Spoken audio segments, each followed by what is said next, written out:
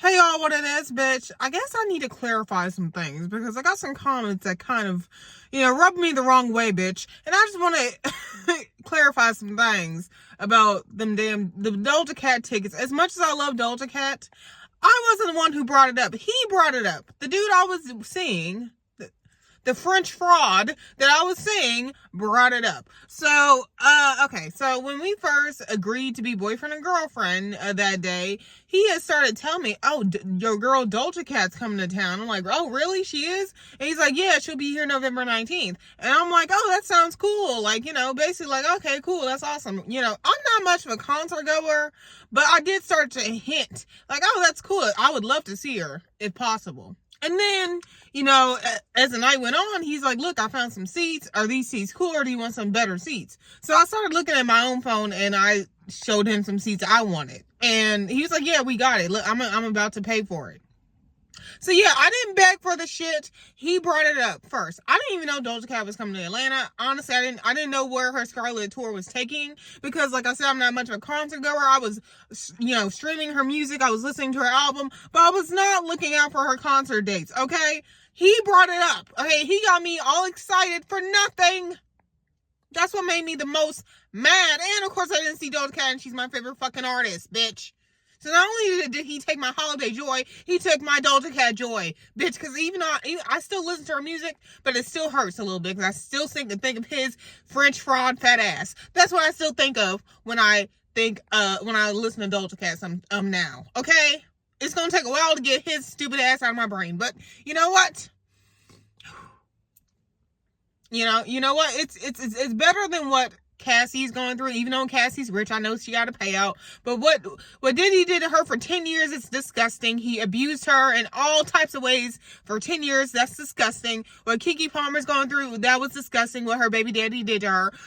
What Megan Thee Stallion has been going through for the past few years, it's way worse on the other side. That's why I would never stop being divested and go back simply because I'm lonely. Okay, or whatever the fuck. All right. So yeah.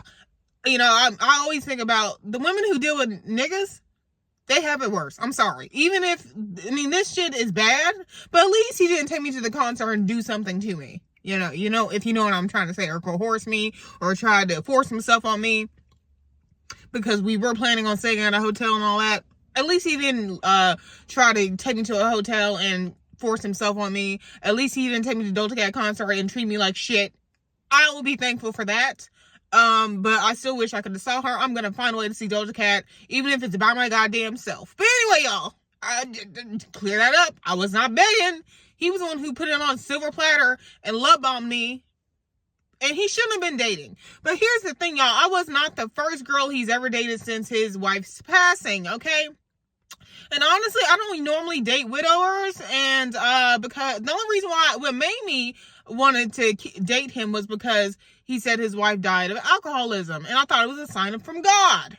You know why? Because I almost died of alcoholism. I almost died of alcoholic pancreatitis. So I almost died last year. And his wife died last year of her liver failure. And I thought that was a sign from God. But girl, I should have been running. That was a red flag because his stupid ass was still drinking. Why are you drinking when your wife died? I understand the sadness because I'm an alcoholic and, I understand the sadness, but that's the same poison that killed your wife. Anyway, I need to stop looking at certain things as signs from God, but as actual red flags. And that's maybe part of my mental health issue that I don't understand, that I sometimes misinterpret red flags for signs from God, but I sometimes do that. I don't know if it's the fact that I'm codependent or I have bipolar, or the fact that I have borderline personality disorder as well. I don't know which one it is, but girl, I be mixing it up in my fucking head, and I don't even know which one it is. I don't know if it's a red flag or if it's a green flag or if it's a sign from God. So anyway, y'all. But yeah, he had a girlfriend 6 months after his wife passed away. Oh my, one of my neighbors. But wife passed away. And yeah, he had a girlfriend 6 months after her, and then they only dated for a few months, of course, and then they broke up. And then he met me, months later. So I was not the first girl he ever dated, because I got a comment saying, why would you think he's ready for a relationship after only a year after his wife passing? Well, his wife passed like a year and a half ago, and the fact that he had already dated before me made me feel like, okay, maybe he is ready, and he barely talked about his wife, y'all. Like, he would only talk about her if I asked about her, really. Like, he barely talked about her. He barely talked about her, like, at all. Like, and that was kind of weird to me, but whatever. So, but another thing I will say, I was the first ever black girl he dated. I think the real meat and potatoes of everything was the fact that he couldn't handle my mental health issues, and I was the first ever black girl he dated, and he was uncomfortable with black people, like a big crowd of black people, because he made comments about how he would be the only white guy at the DOJA concert, and oh my god, I need to fit in, or whatever, which sounded really fucking cringy and like, And when I would ask him what was his celebrity crushes, he would say Jennifer Aniston, Kim Kardashian. I'm like, so you don't find any black girls attractive? He's like, oh, black women are beautiful. I watch porn a lot, and I see a lot of black women in porn, and they're gorgeous and naked. I'm like, what? Anyway, that pissed me off, and I just feel like he was not really ready to date someone black. He was a very country ass man. He was like super country. He was like a country music singer country, okay? I just don't think he was ready to date someone black. I really just don't. And I really don't think that he was ready and equipped to handle my mental health issues. And he probably didn't like the fact that I was sober because he made a comment, y'all. I asked him, I'm like, if I was still drinking, would you drink with me? He's like, yes. If you were drinking, I would drink. See, I think he didn't like the fact that I was sober, that I'm sober. He was not used to dating black women, and he wanted to experiment. This is the first time I ever really felt like an experiment, okay? Ew. I don't like to feel like that. Now, I prefer white men who have dated black women before. At least have had some experience dating women that were not white, okay? But all of his exes were white.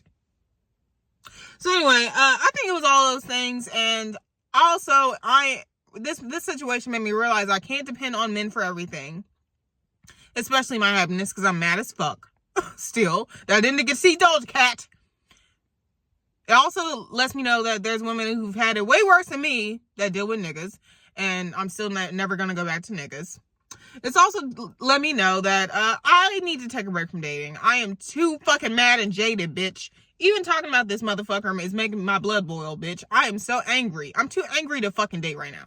And I need to get my mental health more stronger. My mental health is not strong at all. So I'm just going to be honest. I can't believe I'm not crying talking about this. But yes, I'm taking a break from dating, bitch. That does not mean I'm not still divested, bitch. I'm still divested. You can be single and divested, bitch. I'm still staying away from them niggas.